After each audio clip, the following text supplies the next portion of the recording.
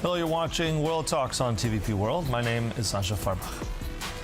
Hungary's election outcome is being closely watched across Europe, and particularly in Warsaw and Brussels, where attention is focused on potential implications for EU cohesion and Ukraine policy. Now, early signals from the incoming leadership suggest a possible shift in Hungary's approach to EU relations and regional cooperation, though the practical impact remains uncertain. We'll now analyze the latest with our guest, Andrzej Sadecki, head of Central European Department, Center for Eastern Studies. Good to have you with us. Welcome. Hello, thank you for having me. So, Prime Minister Donald Tusk has very much welcomed quite strongly and positively Péter Magyar, who will be the new Prime Minister of Hungary. Also one of the first trips apparently setting out of the new Prime Minister to Warsaw. Tell us a bit what that means now practically, that relationship between Poland and Hungary. How is this going to change? Well, first of all, this relation was extremely tense in the past couple of years, especially after 2022 and the Russian full-scale invasion of Ukraine. I mean, I cannot recall any period in Polish-Hungarian relations that are traditionally good, that were so difficult. So I think here we can expect a completely new opening in the Polish-Hungarian relations. And this will affect also the regional cooperation, as due to this frozen relationship between Poland and Hungary in recent years, the Visegrad group was practically non-functioning on the highest level. So here I think we'll see, of course, what will be the first moves of the Magyar's government regarding Russia and Ukraine, which is obviously the most important issue at stake. But from the first declarations, we can expect that there will be a significant change. Mm-hmm. Yeah, and also I think we already have the words from regional countries like Slovakia, Mr. Fico, the Prime Minister there, and Mr. Babiš from the Czech Republic, very much welcoming also this change. If I just read the statement by Mr. Fico, ready for intensive cooperation, similar words from Mr. Babiš. So just quickly, because we also went over to Europe for a moment, what will change here? Because, I mean, here was a country, Hungary under Orbán, opposed to most things that came out of the European Union. How will that change? How quickly will that change now? Well, I think very quickly a change that we will see, it's the end of the sort of veto policy that Hungary represented, like blocking the most important EU decisions regarding Russia and Ukraine. This, I think, will change quite fast. We'll see, of course, how deep will be the change regarding the relationship with Russia. I mean, Hungary is very much dependent on Russian oil and gas. Hungary is building a nuclear power plant with Russia. Here, Magyar says that there will be changes, but this is a question mark how fast we'll see the movements here. I mean, Hungary has alternatives in imports of gas and oil through Croatia, through Poland, perhaps through Romania. So here we'll see how fast the changes will go, but definitely Hungary will stop being the sort of an actor that represents, in a way, Russian interests in the EU. Mm-hmm. And also to that issue of Ukraine, I mean, this is something, Viktor Orbán painted Ukraine as this enemy, as well as the European Union. Péter Magyar was not so much in terms of, we didn't hear much on the campaign of him talking about Ukraine.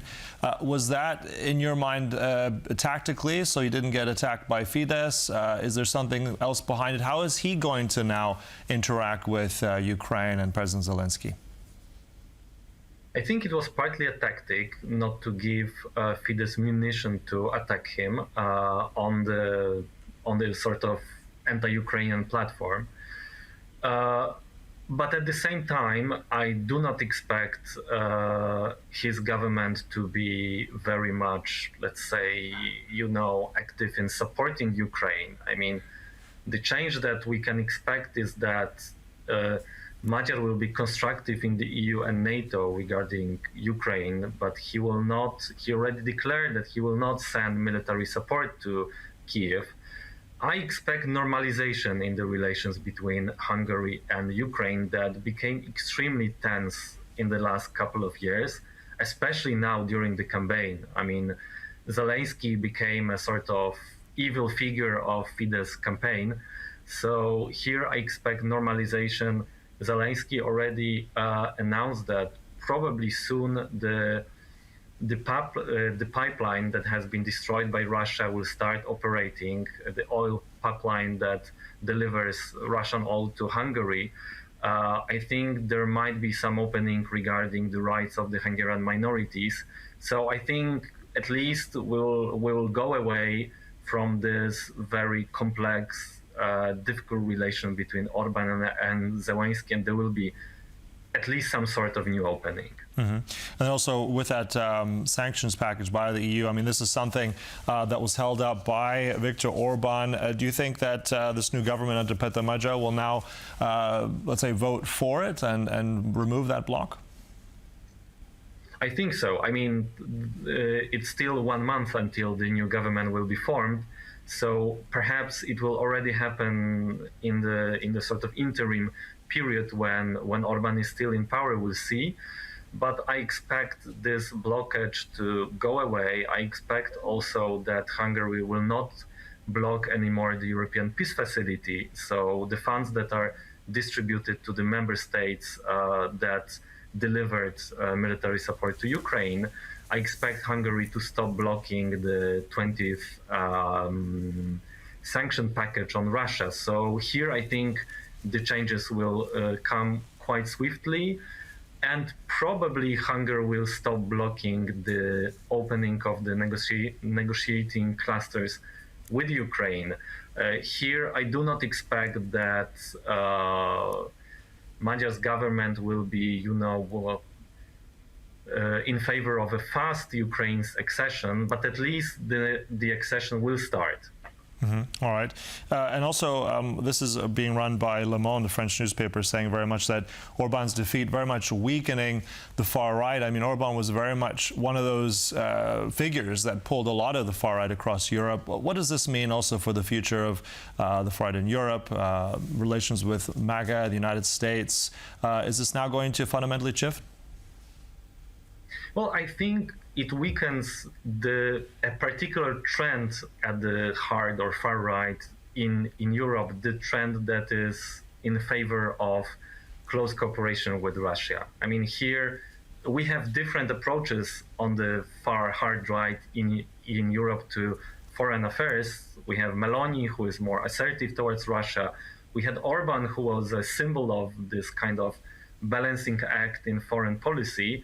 So here I think this will change. Regarding the relations with the US, well, current American administration invested a lot in good relations with Orban. But on the other hand, when Vance was in Hungary a couple of days ago, he declared that US will cooperate with whoever wins in Hungary. Mm-hmm. And where do you see, let's say, the first real focus of this new prime minister? Where is going to be his first concentration and maybe his first challenge? I think a major issue now will be to unblock the frozen EU funds. It's about 18 billion euro. This is an extremely important issue for the Hungarian economy. So this will be the first focus, I suppose, and the sort of recreating of workable relations in the EU and in NATO. Mm-hmm. And then also, just want to get your sense. I mean, this was really a landslide for Péter Magyar and TISA. What do you think was one of the main reasons behind that, maybe 2 or 3 reasons behind that in your sense? I think first, the sense of, having enough of Orban's rule in Hungary, difficult economic situation, huge inflation, cost of living crisis, and finally, Magyar, emergence of somebody who is completely new, who created a new movement, who started to communicate different with the voters, going to the countryside, going to small towns, being super active on social media and attracting younger voters. These are, I think, the key factors that contributed to this extraordinary result by TISA. All right, great. So thanks so much for all that. That was our guest here this morning, Andrzej Sadecki from the Center for Eastern Studies. Thank you so much. Thank you very much.